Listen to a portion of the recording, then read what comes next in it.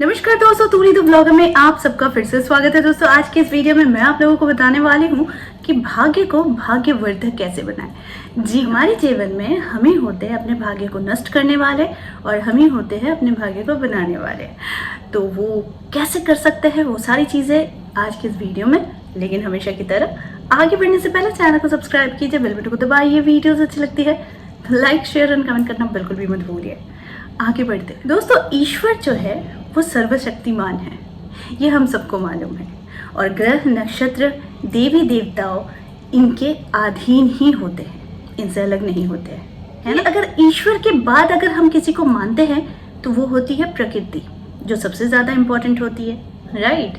तो जिस प्रकार प्रकृति ने रोग शोक और बहुत सारी घटनाओं को अंजाम दिया, ठीक उसी प्रकार से ईश्वर ने इन आपदाओं से बचने के लिए भी बहुत सारे उपाय भी बताए हैं, जिन्हें हम लोगों को गौर करना है। तो प्रकृति में वो उपाय है जिससे आप अपनी सकारात्मक ऊर्जा को यूज कर सकते हैं, उसका विकास कर सकते हैं और अपने जीवन को भी भाग्यवर्धक बना सकते हैं। तो भाग्य में समय और स्थान का बहुत ज्यादा महत्वपूर्ण स्थान होता है, जिस वजह से अगर गलत स्थान पर गलत जगह पर हम रहते हैं या फिर गलत दिशा में हम किसी चीज़ों को रखते हैं तो ये हमारे भाग्य को नकारात्मक प्रभाव देती है और जिससे हमारा भाग्य जो है वो बड़ा ही खराब होता चला जाता है।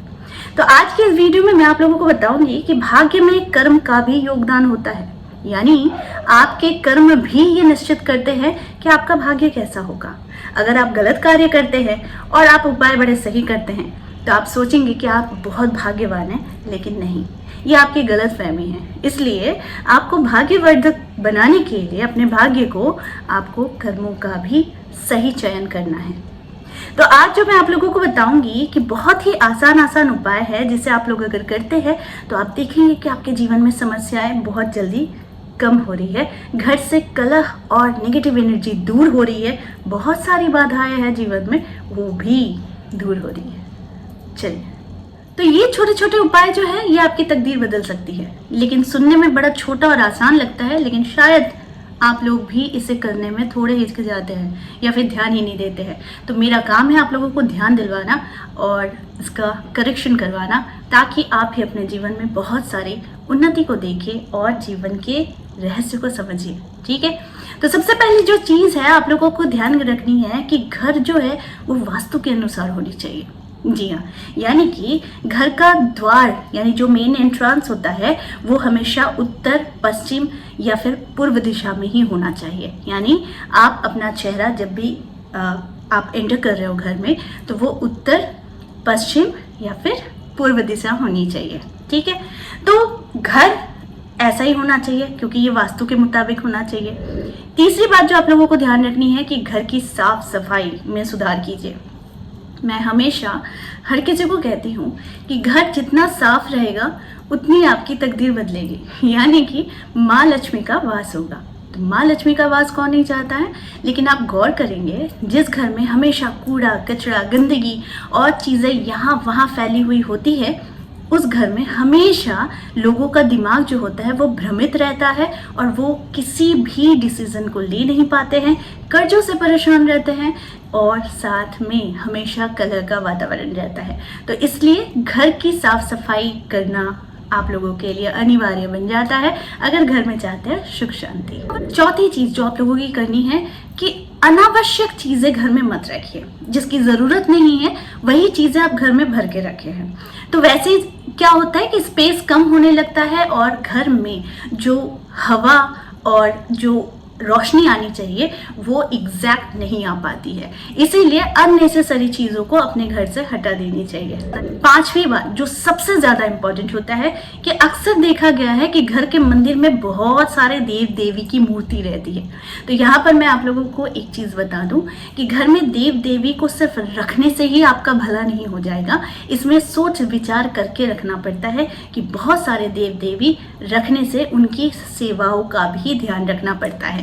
और जो ध्यान देने योग्य बातें होती है कि आपको एक ही भगवान की 2-3 मूर्तियां एक ही मंदिर में नहीं रखनी चाहिए। तो इससे भी क्या होता है कि आपके दिमाग जो है वो कलह से परिपूर्ण होता है और साथ में बहुत ज्यादा भ्रमित भी होता है। तो इसलिए बहुत सारे देव देवी की मूर्ति ना रखें, अपने इष्ट के रखें या फिर जिससे आपको जुड़ाव लगता है उनके ही रखें। ज्यादा रखेंगे तो आप खुद भी देखेंगे कि आपके घर में समस्याएं आ रही है। घर का ईशान कोण हमेशा खाली रखिए और वहां पर जल का स्थान बनाइए जहां से जल निकलता हो। ठीक है, इस बात का ध्यान रखेंगे तो घर में रोग शोक व्याधि नहीं होगी और वास्तु दोष भी नहीं लगेगा। सबसे इम्पोर्टेंट बात जो हम लोग ध्यान देते हैं वो है कि घर के ठीक दरवाजे के ऊपर गणेश जी की तस्वीर लगाई है। ठीक है, तो यानी अंदर भी गणेश होने चाहिए और उनका पीठ बाहर की तरफ होना चाहिए। ऐसा अगर आप करते हैं तो आप देखेंगे घर में धन की बरकत होती है। कोई भी किसी भी तरीके का बुरा उद्देश्य लेकर अगर आता है आपके घर में तो वो तुरंत वहीं से रिटर्न हो जाता है और साथ में नजर भी नहीं लगती है घर को और धन का आगमन शुरू हो जाता है। सबसे इम्पोर्टेंट चीज जो हम लोग अक्सर भूल जाते हैं, यानी घर में सुबह शाम आरती धूप दिया दिखाना जरूरी हो जाता है।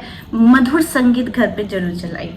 आजकल के घर में बच्चों का ज़्यादा देखा गया है कि बहुत सारे लाउड म्यूजिक सुनते हैं। सुनना चाहिए, खैर उनकी भी जीवन है, लेकिन कोशिश कीजिएगा कि घर को सुबह और शाम एक इतनी खूबसूरती भजन के साथ जो बहुत माइंड हो, जो सुनने में अच्छा लगे, घर का माहौल बहुत शुद्ध बने और आपका मन भी बहुत ही शांत बने।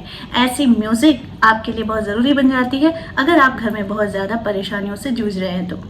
घर के आसपास ध्यान रखिएगा कि कोई ऐसी पेड़ पौधे नहीं होने चाहिए, वृक्ष नहीं होने चाहिए जो नेगेटिव ऊर्जा का प्रवाह करती हो।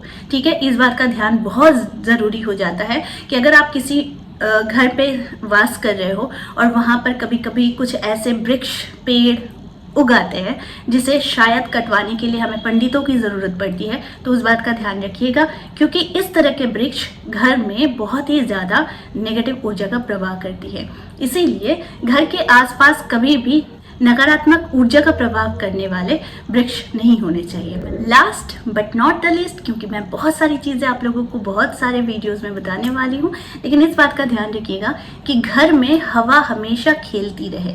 यानी कि जिस घर में धूप हवा नहीं आती है तो वो तो ऐसे ही घर मुरझाया हुआ रहता है और उसके साथ में क्या होता है, ये नेगेटिव ऊर्जा का प्रभाव बहुत ज़्यादा हो जाता है। तो इसीलिए घर में हवा का आना और जाना ज़रूरी है, घर में हवा खेलना ज़रूरी है, ताकि अगर आपके घर में कोई भी नेगेटिव ऊर्जा है तो वो अपने साथ लेकर बाहर भी चले जाए। ठीक है, तो अगर इन सारी चीज़ों को आप फॉलो करते हैं तो आपके भाग्य को बदलने में देर नहीं लगती है और आपको बहुत सारी चीज़ें यूं ही आपको पता चलने लग जाती है कि किन किन वजहों से आपके घर में अशांति थी, कलह थी और घर का वातावरण नष्ट हो रहा था।